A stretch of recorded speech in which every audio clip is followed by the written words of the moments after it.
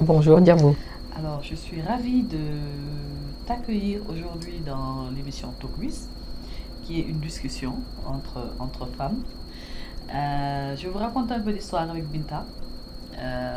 J'ai assisté à une session de formation où Binta était notre coach. Et c'est là que j'ai découvert l'importance d'un coach. Donc, on en discutait tout à l'heure. Et je vais commencer par te demander de te présenter. Peux-tu nous dire un peu qui est Binta? Merci Diabou, heureuse d'être là parmi vous. Donc, je suis Mambinta Diouf Diallo, je suis coach en développement personnel, pas depuis beaucoup d'années. J'ai travaillé pendant presque maintenant 20 ans dans tout ce qui est développement des PME, élaboration de politiques sectorielles. Moi-même, je suis manager d'équipe jusque-là.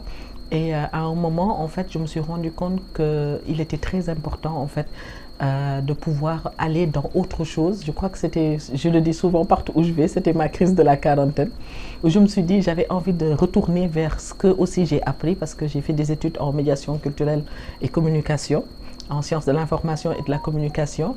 Et l'humain m'a toujours intéressée depuis toute petite même. Je suis la personne qui va essayer de poser des questions, de comprendre qu'est-ce qui fait que ces gens font ça, pourquoi. C'est des choses, maintenant, là, je me rends compte que j'ai toujours été comme ça. Et donc, c'est la raison pour laquelle j'avais ouvert une plateforme qui s'appelait Tahami sur Instagram pour un peu essayer d'orienter les gens vers des thématiques et des sujets qui leur permettent de se développer personnellement et professionnellement. Parce qu'il y a 2 ans de cela, j'avais remarqué qu'il y avait beaucoup de négativité ambiante. Et quand j'ai commencé à faire ça, il y a beaucoup de personnes qui se sont retournées vers moi, qui me posaient certaines questions, qui m'expliquaient aussi leur vécu. Ça se faisait à travers la plateforme, ça se faisait aussi dans mon milieu de travail, ça se fait des fois aussi dans les connaissances que j'ai. Et raison pour laquelle je me suis dit, il faut que j'aille m'outiller davantage. Et c'est la raison pour laquelle je suis allée me faire former en coaching. Et aujourd'hui, je suis coach certifié en développement personnel. Et je suis aussi mentor certifié depuis presque un mois, parce qu'il y a eu une opportunité en formation de mentorat. Et j'ai voulu aussi compléter par le mentorat. Alors, le développement personnel est très en vogue en ce moment. Pouvez-vous nous parler plus de ce métier, ce Oui, nouveau métier? c'est ça. On parle beaucoup de développement personnel. C'est très en vogue parce que je crois qu'aussi il y a le besoin qui se ressent. On est dans des sociétés où c'est de plus en plus difficile. On est dans des communautés où on ne vit plus, surtout quand on regarde en Afrique, on ne vit plus comme avant, où l'être humain a besoin de beaucoup de résilience, a besoin de beaucoup de compétences humaines, comme on parle maintenant des compétences humaines pour pouvoir s'en sortir. Et les gens sentent qu'il faut qu'ils le fassent. Les réseaux sociaux viennent s'y rajouter, parce que c'est à travers des réseaux sociaux qu'on voit beaucoup de voix se porter pour faire de la motivation. Et donc moi, en fait, je parle de développement personnel en parlant d'intervention en développement personnel que je différencie du coaching. Parce qu'à chaque fois, quand je fais des vidéos pour parler de certaines thématiques comme l'estime de soi, la confiance, la résilience, les gens me disent oui, j'ai suivi ton coaching. Je dis non, c'était pas du coaching. C'était une intervention en développement personnel sur un thème de soft skills qui m'intéresse. Maintenant, le coaching, aussi fait partie de la grande famille du développement personnel, parce qu'elle permet à la personne d'être accompagnée en fonction de ses ressources à elle sur l'atteinte d'un objectif, sur un plan d'action. Et là, en fait, ça nécessite des sessions particulières qui ont une certaine durée, qui est maximum de dure en général, selon mon école, 1 heure, qui vont faire en sorte qu'on va écouter la personne sans jugement, la questionner avec empathie, être dans la confidentialité la plus absolue, et pour pouvoir accompagner au fur et à mesure la personne pour l'atteinte de ces objectifs-là. Donc voici un peu, si je pouvais définir le développement personnel, qui est aujourd'hui un outil incontournable. Alors, il me semble qu'il y a beaucoup d'amalgames, qu'on mélange souvent développement personnel, coaching, mentorat, soft skills. Quelle est la différence entre ces différentes notions?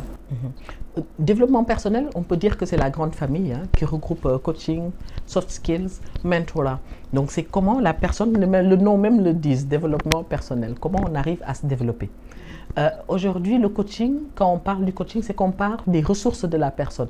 Quelles sont les ressources qui sont propres à la personne, sur lesquelles elle se base pour pouvoir se transformer et pour pouvoir en fait changer certaines choses et atteindre ses objectifs. Quand on parle de mentorat, le mentorat est plus en fait un échange d'expérience basé sur l'expérience du mentor, parce que quand je suis mentor, j'ai une certaine expérience, par exemple, je peux dire en entrepreneuriat, et aujourd'hui, je peux accompagner une autre personne qui cherche à devenir entrepreneur dans son parcours. Donc là, j'apporterai mon expérience, je participerai à solidifier, à consolider sa vision. Je peux mentorer, par exemple, une jeune fille qui vient de commencer dans son secteur pour pouvoir en fait avoir du leadership parce que moi-même ou bien pour pouvoir gérer, faire du management parce que moi-même j'ai pu le faire et donc je l'accompagne dans le mentorat pour pouvoir atteindre un objectif. Donc le mentorat c'est plus échange d'expérience et aussi accompagnement, conseil. Le coaching n'est pas du conseil et ça aussi c'est important de le dire. Quand on coach en général les personnes te disent qu'est-ce que tu me conseilles coach? Moi je dis non, je ne conseille pas parce que pourquoi on ne conseille pas? Ce qui est valable pour nous peut ne pas l'être pour l'autre et il faut se baser toujours sur, sur les connaissances de l'autre. Donc on a parlé de coaching, on a parlé de mentorat et maintenant les soft skills qui sont les compétences de vie, c'est l'ensemble. Toutes les compétences, soft skills, l'ensemble des compétences de vie, c'est-à-dire comment aujourd'hui je développe assez d'outils pour pouvoir en fait m'adapter à des situations, pour pouvoir interagir socialement, pour pouvoir en fait gravir les échelons, pour pouvoir avoir du leadership, pour pouvoir gérer les conflits. Donc tout ça, c'est des ensembles d'aptitudes que l'on appelle les soft skills. D'accord. Alors, quelle est l'importance d'un coach en développement personnel dans la carrière? Très intéressante question, oui. Parce que la carrière, c'est tout un cheminement pour une personne. J'ai fait une session de coaching de groupe il n'y a pas longtemps avec un groupe où je disais en fait le développement personnel est important dans la carrière parce que on dit souvent que en fait pour engager des personnes, surtout pour avoir du leadership, il faut se connaître soi-même, développer ses propres outils pour pouvoir engager les autres, pour pouvoir aussi communiquer avec les autres, pour pouvoir aussi savoir quel type de carrière on veut avoir. Souvent, on dit que c'est bien de se connaître. Par exemple, une personne qui, pour lui, en fait, a des difficultés parfois d'aller en mission, parce que voilà, il sent que voilà, il doit un peu rester dans sa famille, elle a certaines difficultés à laisser ses enfants. C'est important de voir quelles sont les raisons, qu'est-ce qui fait qu'elle fait ça.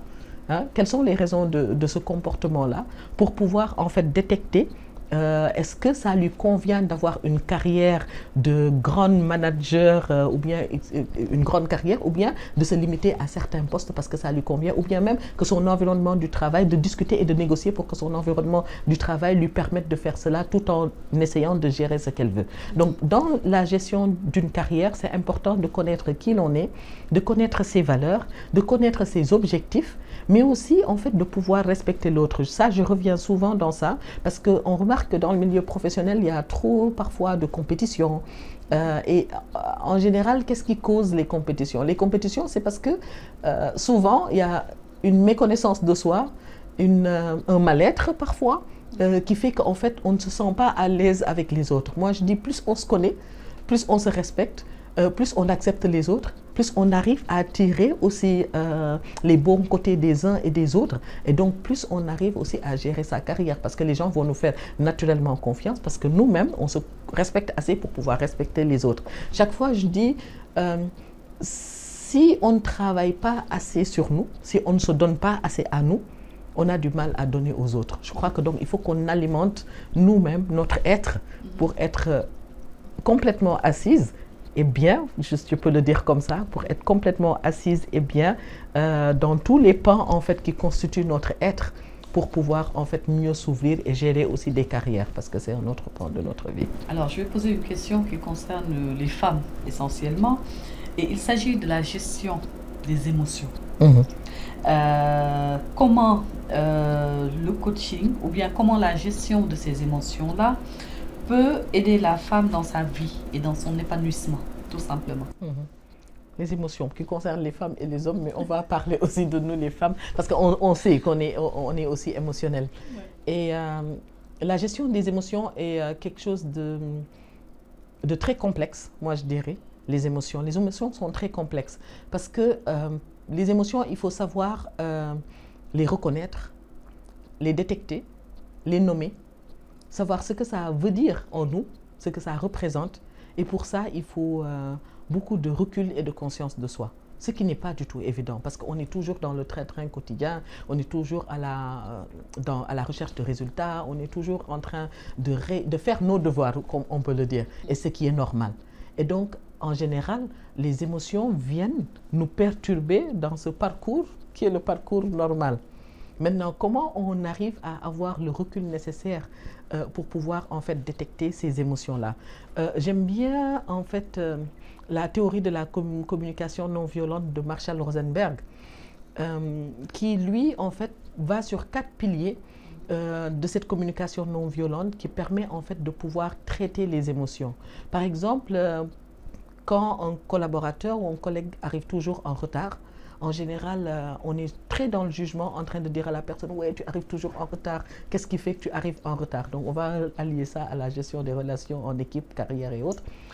Quand tu fais ça, la personne se sent jugée. Et il sent qu'en fait, on est en train de critiquer ce qu'il fait. Alors que Marshall Rosenberg nous dit dans sa théorie que, en fait, quand une personne arrive toujours en retard, toi, en fait, tu as un certain ressenti par rapport à ça. Et donc, il mène 4 façon en fait de l'exprimer à la personne qui va faire que la personne va aller dans ton sens sans pour autant se sentir jugée et aller dans le résultat escompté. Donc il dit, première chose, observation. C'est-à-dire, Djabou, j'observe que hier tu es arrivé en retard à telle heure. Donc tu n'es pas dans le jugement, tu es dans le constat. Tu as constaté que la personne était en retard, première chose.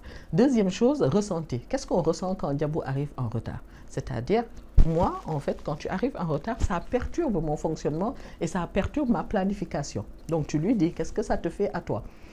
Troisième chose qu'il dit, c'est ton besoin. Et donc, j'ai besoin d'avoir une planification claire et de le respecter. Donc, tu l'as dit à la personne. Et donc, tu fais la demande. La prochaine fois, est-ce que tu pourrais m'avertir si tu arrives en retard ou être à l'heure? J'ai pris l'exemple du retard. Donc, pour dire que dans tous les cheminements de la vie, en fait, il y a une façon de communiquer. Donc là, tu as observé, tu as dit ton ressenti, l'émotion, tu as vraiment senti l'émotion et tu l'as nommé. Tu as dit ton besoin et tu lui as dit, en fait, tu as fait une demande de ce que tu veux. Et des fois, c'est mieux que d'arrêter de se plaindre, de dire oui, mais j'aime pas ça, pourquoi ça? Et vous entrez dans une dispute qui n'a pas de résultat. Donc la gestion des émotions est quelque chose de très essentiel. Mais en fait, pour gérer les émotions, il faut savoir reconnaître l'émotion, la détecter, nommer l'émotion. Est-ce que ça me fait peur? Est-ce que ça me fait, est-ce que ça me frustre? Est-ce que ça m'énerve? Des fois, les gens, on mélange les émotions beaucoup. On ne sait plus ce que ça nous fait. Donc, la nommer l'émotion et après la traiter. Et maintenant, pour traiter l'émotion, on a des supports. On peut nous-mêmes faire une autoréflexion, voir qu'est-ce qu'on peut changer en nous, qu'on peut demander aux autres de changer. On peut aussi essayer de voir quel support on peut avoir, en parler à des personnes avec qui on peut en parler, parce qu'il faut vraiment voir à qui parler de quoi. Et voilà. Donc, en général... très important, les Alors, émotions. j'ai une question, c'est est-ce que le coaching est primordial dans le leadership? Moi, je dirais en fait que je considère que le coaching est nécessaire à toutes les étapes de vie. Et donc, quand on est dans certaines positions et qu'on est en fait appelé à embarquer, parce que le leadership, c'est pouvoir embarquer les personnes vers une certaine direction, hein, et que les personnes y aillent naturellement dans la croyance de ce qu'on est en train de leur dire, et aussi qui voient aussi en fait une certaine cohérence dans ce qu'on veut dire. Il faut soi-même en fait être prêt. Maintenant, ça ne veut pas dire, et je le répète, qu'il y a un manquement. Et je crois que c'est ça, en fait, des fois, qui fait que les gens sont un peu réticents à aller vers le coaching, parce qu'ils vont penser que oui, on y va parce qu'il nous manque quelque chose. Moi, je dis que nous tous, tout être humain a besoin, en fait, de se perfectionner. Et même les coachs sont coachés. Donc, ce qu'il faut faire, et qui est très intéressant, c'est qu'en fait, il est important d'avoir quelqu'un qui a du recul. Quelqu'un comme nous qui avons appris avec des techniques à accompagner des personnes avec une certaine neutralité, mais basée sur des valeurs, et c'est important, je répète le mot valeur, qui peut nous questionner, nous permettre en fait de nous-mêmes être en parfaite cohérence avec nous-mêmes, de pouvoir être clair par rapport à nos visions et de pouvoir être clair par rapport à nos ressources, par pouvoir avoir un plan d'action bien détaillé et de pouvoir nous accompagner. Et je crois que c'est dans cet angle de vue que le coaching devient primordial. Mais il y a aussi un phénomène actuellement, c'est que tout le monde est coach. On se retrouve avec des coachs dans tous les domaines. Est-ce que trop de coaching ne nuit pas au coaching simplement? Ouais. C'est intéressant parce qu'on me pose la même question partout où je vais. On me dit oui, aujourd'hui tout le monde se dit coach, tout le monde veut faire du coaching. Je sais qu'aujourd'hui au niveau du Sénégal, il y a deux fédérations, il y a deux écoles qui sont très bien représentées. Il y a l'école européenne de coaching et de mentoring, représentée ici par Beautiful Soul. Moi j'ai fait la formation au niveau de cette école. Il y a l'ICF, la Fédération internationale de coaching, qui est aussi bien représentée au Sénégal, en train de mettre en place son chapitre aussi, avec une bonne représentation de coachs. Et il y a d'autres écoles comme la programmation neurolinguistique où on fait, qui est aussi ici au Sénégal. Donc il y a des écoles et des formations de coaching qui sont bien définies. Peut-être qu'en fait tout à l'heure on a parlé de nuances entre développement personnel, coaching, motivation. Je crois que c'est là où se fait la nuance. Parce que en fait, les gens vont aller, par exemple, moi je faisais certaines vidéos en développement personnel où les gens vont me dire, oui, tu es en train de nous coacher. C'est pas du coaching, c'est de la motivation, c'est aussi un avis sur un sujet. Et c'est là où c'est important d'aller se faire former. C'est important parce qu'en fait, il faut que le message qu'on puisse passer en fait aux personnes qui nous regardent et qui ont un besoin de se faire accompagner. Parce que moi, je vois tellement d'intérêt dans le coaching que j'ai envie que tout le monde se fasse accompagner. J'ai envie que tout le monde, parce que chaque personne a besoin parfois d'avoir une oreille attentive, une personne à l'écoute, une personne neutre à qui on expose ses ressentis et à qui en fait on peut y aller en toute confidentialité, en toute sérénité et qui nous aide à aller atteindre nos objectifs. On en a besoin. Et je vois tellement ce besoin que je me dis, oui, il faudrait de plus en plus en fait avoir des personnes compétentes, bien formées, qui puissent faire du coaching et aussi qui puissent valoriser ce métier, où toute personne qui sortira en fait d'un parcours avec cette personne va en parler en bien, et tout ça c'est pour le bénéfice, pour moi, du coaching, et c'est pour le bénéfice des personnes qui ont un certain besoin. Alors, Mame Binta, le développement personnel, la santé mentale, la positivité et tant d'autres concepts, mais en réalité, que faut-il pour être heureux? Philosophique question. Que faut-il pour être heureux? Moi, je dirais, bon, je suis déjà croyante musulmane, je le répète aussi. Et quand on regarde la religion, ce qu'elle nous dit, la vie est faite de lutte. Hein? Donc déjà, je crois que c'est une acceptance de cette humanité qui est un début de pas vers le bonheur, pour moi. Quand on accepte qu'on est dans une humanité partagée, et que toutes les personnes ont des difficultés, je crois que c'est un début de bonheur, pour moi. Et c'est là où on accepte, en fait, qu'on a besoin de développer nos capacités humaines, de développer nos capacités de résilience, de développer notre conscience de nous-mêmes et de notre mission de vie. C'est un début pour être heureux.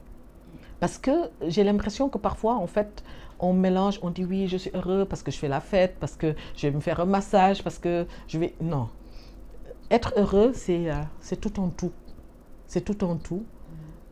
C'est toute une acceptance.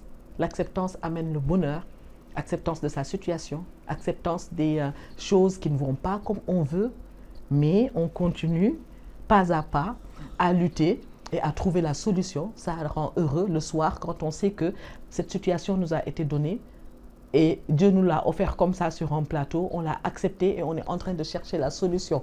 Ça rend heureux parce que ça fait qu'en fait, aucune personne n'est mieux que l'autre, aucune personne n'est, je veux dire, éprouvée plus que l'autre. On est tous éprouvés à notre juste valeur. Moi, je trouve toujours que c'est la beauté du coaching.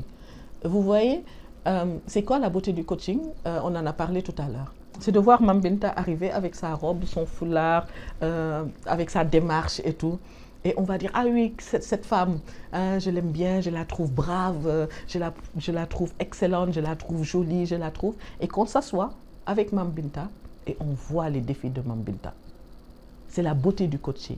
Voir que derrière chaque personne, il y a des défis.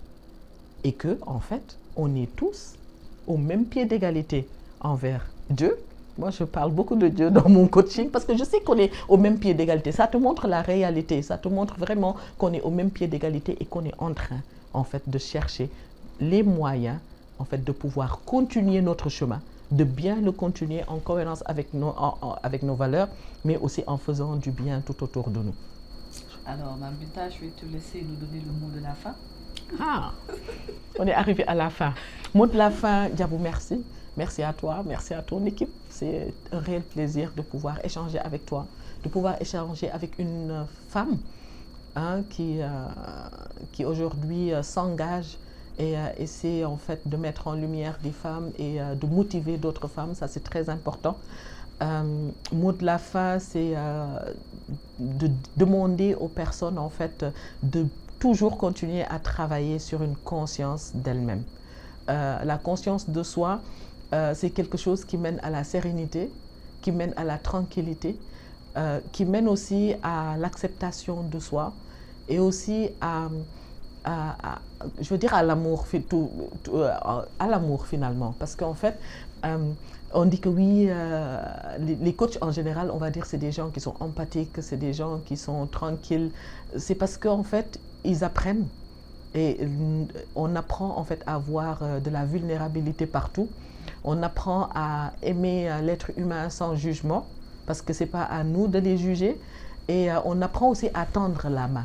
Et je crois que de plus en plus, on devrait apprendre à tendre la main parce que parfois, là où on croit qu'on ne devrait pas tendre la main, des gens ont besoin qu'on leur tende la main.